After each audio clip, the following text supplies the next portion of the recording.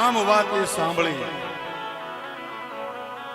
પરીક્ષિત મહારાજ બે હાથ જોડીને પૂછવા લાગ્યા કે હે મહામુનિ, હે સુખદેવજી, હે પરમહંસ, ભગવાન એ ગજેન્દ્રને ગ્રહના ત્રાસમાંથી કેવી રીતે છોડાવ્યો એ કથા આપ મને કહો.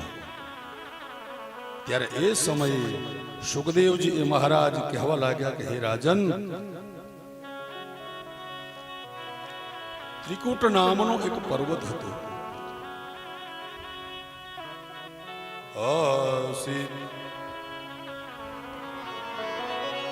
આસિત ગિરિવરો રાજન સ્ત્રીકૂટ ઇતિ વિશ્રુતઃ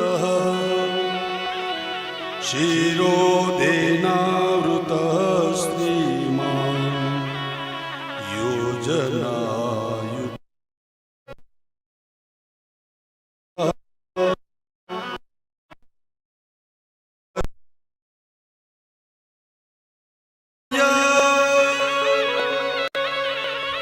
ત્રિભિશૃંગે પયો દિશાખં રોચયના રોપ્યાય સહિરં.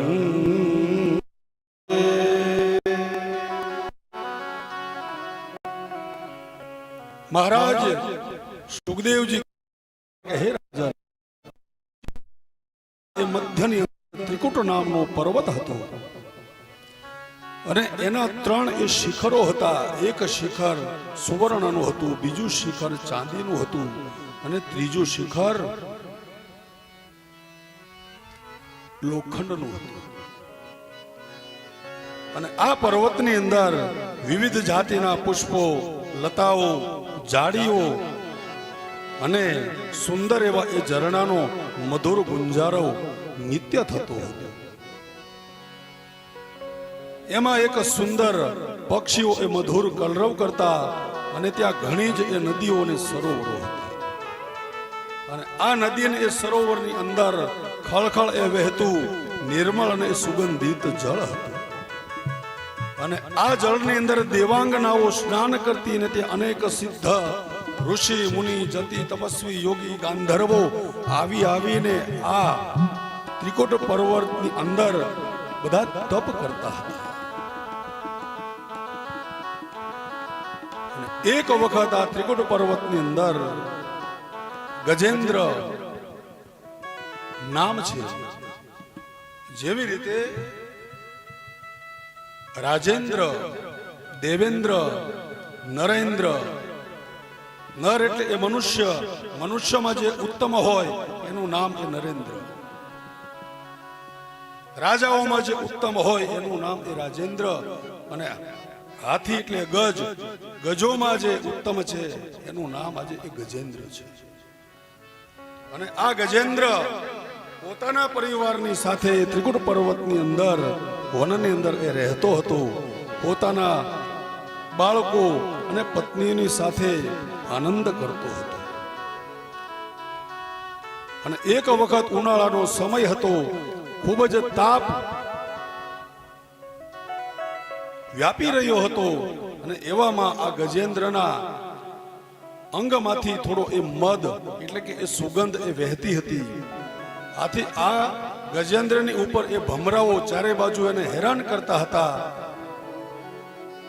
ગજેન્દ્રને થયું કે લાવ સરોવરમાં જઈ અને આ તાપથી બચવા માટે સરોવરમાં જઈને સ્નાન કરું, એટલે મને આ તાપમાંથી એ રાહત મળશે અને આ ભમરાઓની પીડામાંથી પણ મને એ રાહત મળશે. આવો એ વિચાર કરીને એ ગજેન્દ્ર બાજુના સરોવરની અંદર સ્નાન કરવા માટે જાય. સાથે તેની પત્નીઓ એટલે હાથણીઓ, એના એ નાના નાના બચ્ચાઓ બધા જ આ સરોવરની અંદર ઉતરી અને સ્નાન કરે, ક્રીડાઓ કરે, રમત કરે છે. એકાબીજા એ સૂંઢની અંદર પાણી એ ભરી ભરીને એકાબીજાની ઉપર પાણીનો એ વરસાદ એ વરસાવે. આવી રીતે આ ગજેન્દ્ર સરોવરમાં પોતાના પરિવારની સાથે આનંદ કરે છે. હવે આ ગજેન્દ્ર એટલે કોણ? તો આ ગજેન્દ્ર એટલે હું ને તમે. હા, અને આ સરોવર એટલે કોણ? તો કે આ સંસાર છે એ સરોવર છે. અને જે આવી રીતે આ ગજેન્દ્ર રૂપી હું ને તમે આ સંસાર અંદર કાંઈક એવો આનંદ કરીએ, સમય પૂરો થાય એટલે જેમ આ ગજેન્દ્રનો ગ્રાહે પગ પકડ્યો એમ એ મારો ને તમારો પગ કાળ પકડી લે છે. અને એ સમયે ગજેન્દ્ર જેવી રીતે પાણીમાં ઉતરીને પરિવાર સાથે આનંદ કરતો હતો, એમાં એ તળાવની અંદર એ રહેલો ગ્રાહ મગરે આજે હાથીના પગ પકડી લીધા. છોડાવવા માટે થઈ ગજેન્દ્ર અનેકાનેક પ્રયાસો કર્યા, પણ ગ્રાહ છે ને એ જળનો જીવ છે, પાણીનો એ જીવ છે. પાણીમાં એની તાકાત એ વધારે હોય. ગજેન્દ્ર એ છૂટવાના અનેક પ્રયાસો કરે છે પણ છૂટી શકતો નથી. ત્યારે પોતાની પત્નીને બોલાવે, હાથણીઓને બોલાવે કે મને આમાંથી છોડાવો.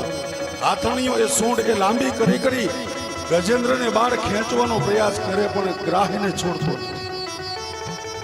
આવી જ રીતે જ્યારે આપણે આ સંસારની અંદર એ રોગમાં ઘેરાઈ જઈએ, હા, પરિવાર બધા આપણી એ સાથે ચિંતા કરવા લાગે, અહીંયા લઈ જાય ત્યાં લઈ જાય, અંતે ડોક્ટર એમ કહે કે આની સેવા કરો, એટલે થાકીને હું ને તમે એને છોડી દઈએ છીએ. આ જ દશા જ એ ગજેન્દ્રની છે. ખેંચવા લાગ્યા પણ એ ગજેન્દ્ર બહાર ના આવ્યો, હાથણીઓ અંદર એ ખેંચાવા લાગ્યા. હાથણીઓને એમ થયું કે જો આપણે એને એ નહીં મૂકીએ તો આપણને પણ એ કોળીઓ કરી જશે. ગજેન્દ્રને છોડી દીધો.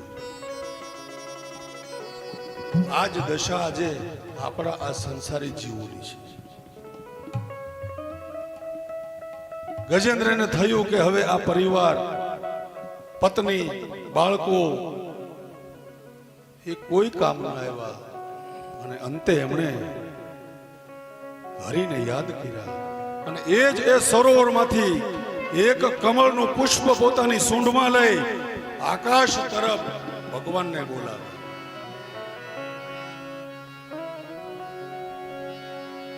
हे गोविंद हे गोपाल अब तो जीवन हारे.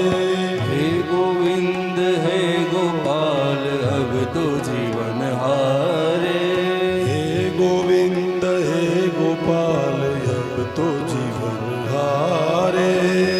गोविंद हे गोपाल अब तो जीवन हारे.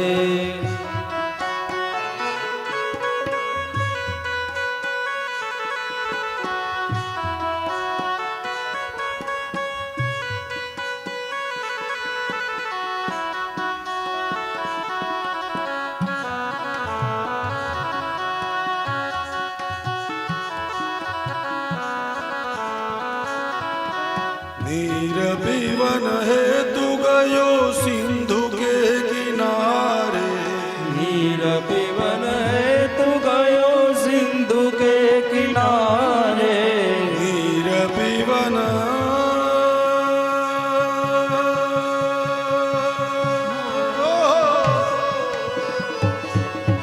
नीर पीवन हेतु गयो सिंधु के किनारे. नीर पीवन हेतु गयो सिंधु के किनारे.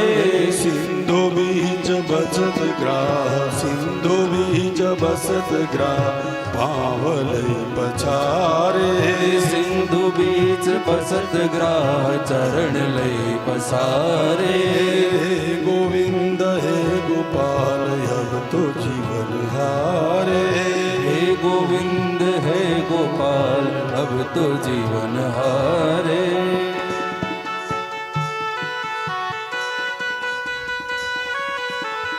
ભગવાનને એ બોલાવવા લાગ્યો કે હે હરિ, આ પરિવાર જેને હું એ મારા એ ગણતો હતો, પણ જ્યારે મારી ઉપર ભીડ પડી બધાય મને એ છોડીને એ જતા રહ્યા. હે પરમાત્મા, હવે તમારા સિવાય કોઈ મારો આધાર નથી.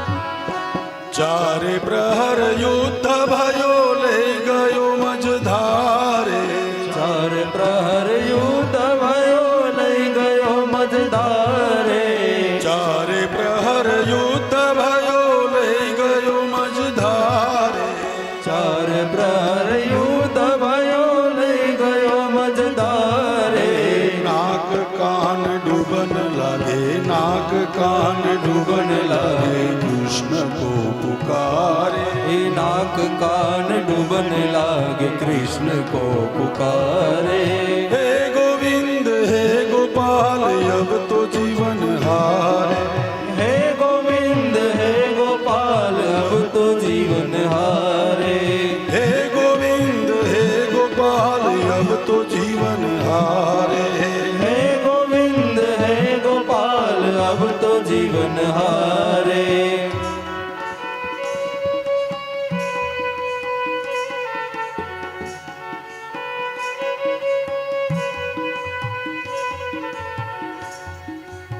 મગર એને એ ખેંચતો આટલો બધો અંદર એ જળની અંદર લઈ ગયો હાથીના નાક અને કાન ડૂબવા લાગ્યા અને એ સમયે ગજેન્દ્રને થયું કે હવે હરી સિવાય કોઈ મારો સાથી નથી ભગવાનને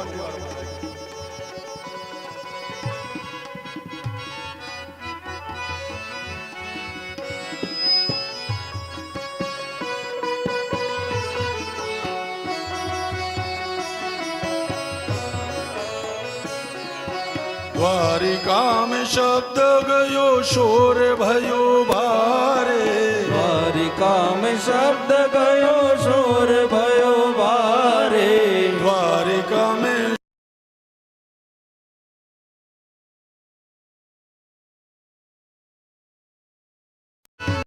દ્વારિકા में શોર દ્વારિકા में શબ્દ ગયો શોર ભયો ભારે દ્વારિકા में શબ્દ ગયો શોર ભયો ભારે શંખ ચક્ર ગદા પદ્મ શંખ ચક્ર ગદા પદ્મ ગરુડ લઈ સિધારે શંખ ચક્ર ગદા પદ્મ ગરુડ લઈ સિતારે सूर कहे श्याम सुनो शरण है तिहारे सूर कहे शाम सुनो शरण है तिहारे अब की बार पार करो अब की बार पार करो नंद के दुलारे अब की बार पार करो नंद के दुलारे हे गोविंद हे गोपाल अब तो जीवन हारे हे गोविंद हे गोपाल अब तो जीवन हारे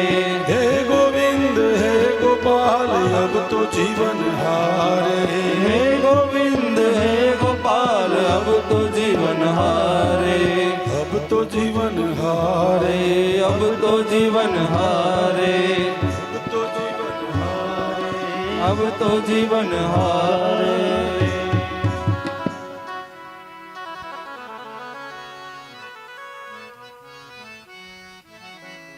આવી રીતે ગજેન્દ્ર એ ભગવાનની સ્તુતિ કરે ચાર પ્રહર યુદ્ધ ભયો શું કહે અહીંયા એ સુરદાસ ચાર પ્રહર યુદ્ધ ભયો આ ચાર પ્રહર એટલે સવાર બપોર સાંજ સંધ્યાએ ચાર પ્રહર તો ખરા બાળપણ યુવાની વૃદ્ધાવસ્થા અને અંત સમયે હું તમે કાળની સાથે યુદ્ધ કરીએ છીએ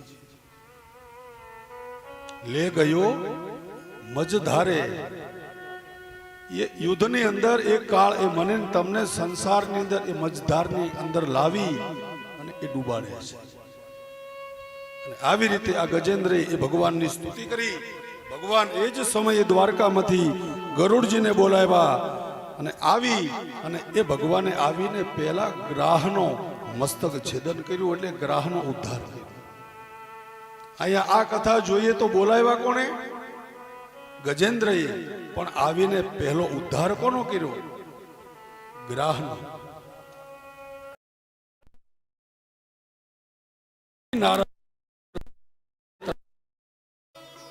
અને પછી એ સુદર્શન ચક્ર વડે ગ્રાહનું એ મસ્તક કાપી નાખ્યું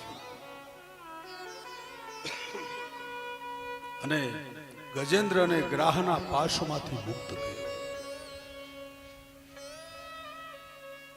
ત્યારે સુખદેવજી એ મહારાજ કહે છે કે હે રાજન, આ ગ્રાહ એ મગર પૂર્વ જન્મની અંદર હુહુ નામનો ગંધર્વ હતો.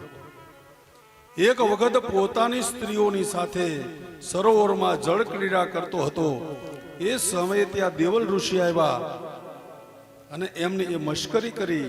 દેવલ ઋષિએ એ ગંધર્વને શ્રાપ આપ્યો અને કહ્યું કે જા, જળનો જીવ બની જા. એ સમયે ગંધર્વે એ ગભરાય અને દેવલ ઋષિની સ્તુતિ કરી, ક્ષમા યાચના કરી. ત્યારે તેમણે દેવલ ઋષિએ એ વરદાન આપ્યું કે હે ગંધર્વ, જ્યારે તું આ તળાવની અંદર એક હાથીનો હાથ પગ તું એ પકડીશ ત્યારે હરિના હાથે તારો ઉદ્ધાર થશે. આમ આ દેવલ ઋષિના શાપથી એને આ મગર યોની એ પ્રાપ્ત થઈ હતી. ભગવાનના ચક્રથી માથું કપાતા જ એનું વળી પાછું એને દિવ્ય ગંધર્વ રૂપ એને પ્રાપ્ત થઈ.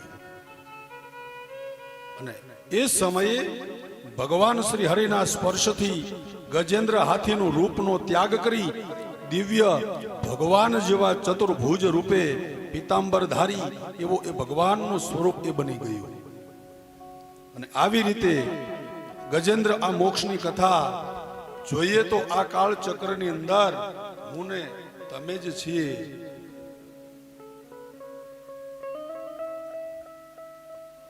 જેવી રીતે એ ગજેન્દ્ર દુઃખમાં પડ્યો,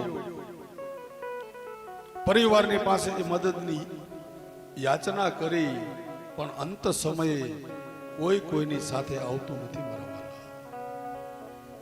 સમુદ્ર સાગરમાંથી આ સરોવરમાંથી જો પાર ઉતરવું હોય તો ભગવદ નામનું સ્મરણ જોઈએ. અને એ પછી આપણને સુખદેવજી એ મહારાજ હવે સમુદ્ર એ મંથનની કથા તરફ લઈ જાય. સુખદેવજી એ મહારાજ કહેવા લાગ્યા કે હે રાજન, પાંચમા એ મન્વંતરની અંદર તામસ નામના મનુના ભાઈ રેવત નામનો એ મનુ ચાલી રહ્યો છે. અને ત્યારે શુભ નામના એ ઋષિની વિકુંઠા નામની સ્ત્રીથી ભગવાને વૈકુંઠ નામે અવતાર ધારણ કર્યો. ત્યારબાદ છઠ્ઠા એ મન્વંતરની અંદર ચાક્ષુષ નામના એ મનુ થયા. અને એ સમયે જગતપતિ ભગવાન વૈરાજની સ્ત્રી સંભૂતિના અંશો વડે અવતર્યા હોવાથી તેનું નામ અજિત હતું. અને આ અજિત ભગવાને જ સમુદ્રમ મંથનમાં સમુદ્ર એ મંથન કરી અને દેવતાઓને અમૃત પાયું. ત્યારે પરીક્ષિત મહારાજ કહેવા લાગ્યા કે હે મહારાજ, દેવતાઓને દાનવોને એ સમુદ્ર એ મંથન કરવાની એ જરૂર શા માટે? ત્યારે